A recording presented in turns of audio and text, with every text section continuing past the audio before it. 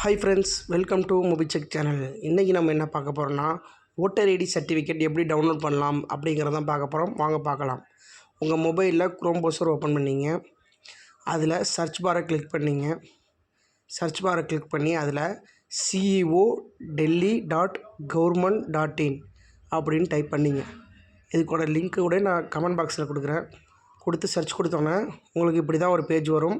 இதில் ஆட் வரும், அதை கட் பண்ணிவிடுங்க. கட் பண்ணிட்டு கீழே ஸ்க்ரோல் பண்ணுங்கள். பண்ணிங்கன்னா அதில் என்விடி ப்ளட்ஜ் 2026 இருக்கும், அதை கிளிக் பண்ணிங்க.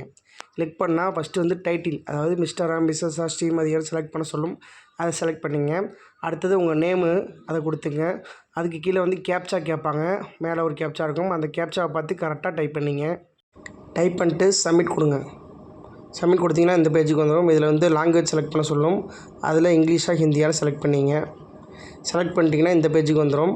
இந்த பேஜுக்கு செலக்ட் பண்ணோன்னா இதில் வந்து கம்யூனிட்டி, கேஸ்ட்டு, லாங்குவேஜ்லாம் பார்க்காம நான் வந்து ஓட்டு போடுவேன் அப்படின்னு கொடுத்துட்டு கீழே வந்து டிக் பாக்ஸ் இருக்கும், அதை கிளிக் பண்ணிங்கன்னா கீழே சப்மிட் ஆப்ஷன் வரும்.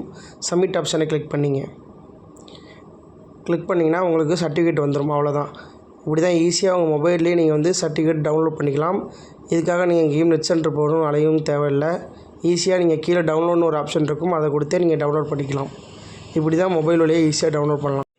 இதுபோல் தகவல்களை தொடர்ந்து கேட்க நம்ம சேனலை மறக்காமல் சப்ஸ்கிரைப் பண்ணிங்க.